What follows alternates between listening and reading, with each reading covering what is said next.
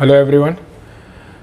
कब तक अपनी सेल्फ रिस्पेक्ट, अपनी डिग्निटी और अपनी वैल्यू को दाव पर लगाते रहोगे सिर्फ और सिर्फ एक रिलेशनशिप के लिए यार? कब तक खुद को डिवैल्यू कराते रहोगे और अपने एग्जिस्टेंस को लेकर कंफ्यूज रहोगे? तो आज का वीडियो उन्हीं लोगों के लिए है जो बेसिकली इन सब प्रॉब्लम्स की वजह से अपनी जगह नहीं बना पा रहे एक रिलेशनशिप में और उनकी कोई रिस्पेक्ट ही नहीं है अपनी खुद की नज़रों में, कोई रिस्पेक्ट बची ही नहीं है यार।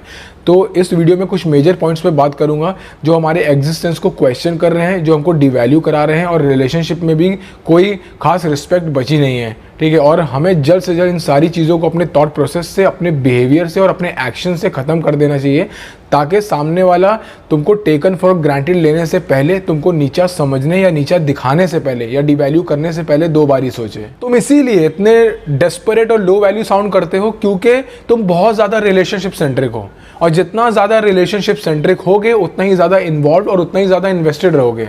और यही रीज़न है कि हर बार टेक्स्ट और कॉल करने के लिए एफर्ट तुम ही कर रहे हो, हर लड़ाई झगड़े और आर्ग्यूमेंट को ख़त्म करने के लिए शुरुआत तुम ही कर रहे हो। क्यों यार? बहुत खाली बैठे हो, एकदम बहुत फ्री बैठे हो क्या? कोई काम वाम नहीं है यार? क्या तुम्हारा पार्टनर भी इतने ही इक्वल एफर्ट्स डाल रहा है जितने इक्वल एफर्ट्स तुम डाल रहे हो?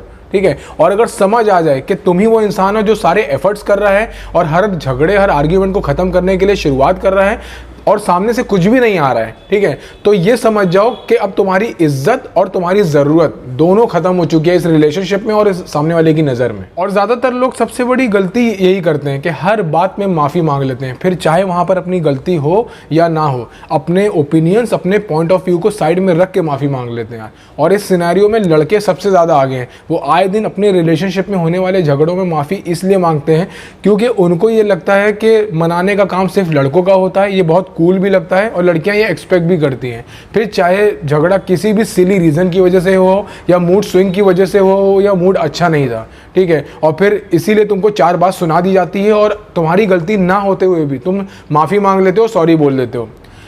मतलब यार बंद करो यार। और ये साइन है कि तुम बहुत वीक हो, बहुत कमज़ोर हो। और माफ़ी, मैं ये नहीं कह रहा हूँ कि जो माफ़ी मत मांगो, ठीक है, माफ़ी मांगो, पर जब तुम्हारी गलती हो, ठीक है, जब तुम्हारी गलती ना हो तो माफ़ी मांगने की कोई ज़रूरत नहीं है। और अगर सामने वाले की गलती है तो तुम भी सॉरी डिज़र्व करते हो। और सबसे इम्पॉर्टेंट, हर टाइम हर किसी के लिए अवेलेबल रहना बंद करो।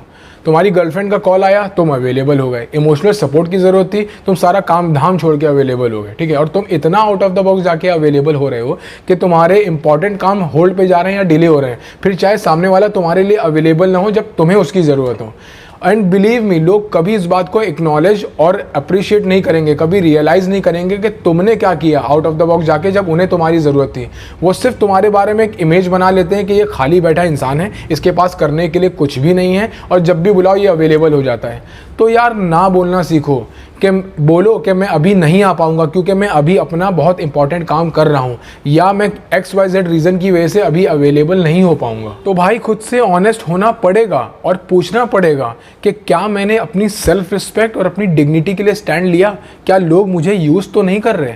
क्या सिचुएशन या लोग मेरी सेल्फ रिस्पेक्ट और मेरी डिग्निटी को चोट तो नहीं पहुंचा रहे? अगर पहुंचा रहे हैं तो बस अब मैं यहीं पर रुक जाऊंगा और इससे आगे नहीं बढ़ूंगा। मैं लोगों को ये अलाउ ही नहीं करूंगा कि वो अपने कन्वीनियंस के हिसाब से मेरे साथ टाइम स्पेंड करें, ठीक है। मैं किसी भी रिलेशनशिप में उतना ही इन्वेस्ट करूंगा जितना सामने वाला इन्वेस्ट करेगा। बिना गलती के माफ़ी नहीं मांगूंगा और अपने कन्वीनियंस और कंफर्ट के हिसाब से ही अवेलेबल रहूंगा। और मैं इस बात से बिल्कुल भी सहमत नहीं हूं और ना तो इस बात को एक्सेप्ट करता हूं कि लोग जैसे चाहें मुझे ट्रीट करें और ये चीज़ मुझे अफेक्ट ना करे और मैं नॉर्मल रहूँ। तो जब तक खुद में ये चेंजेस नहीं लाओगे तुमको रिस्पेक्टफुल वे में एक्सेप्टेंस नहीं मिलेगा, फिर चाहे वो लोग हों या सोसाइटी हो या रिलेशनशिप हो, ठीक है भाई। तो आज की वीडियो में इतना ही है। कोई भी प्रॉब्लम हो कमेंट सेक्शन में लिखो या इंस्टाग्राम हैंडल पर DM करो, मैं वीडियो ज़रूर बनाऊंगा। मिलते हैं नेक्स्ट वीडियो।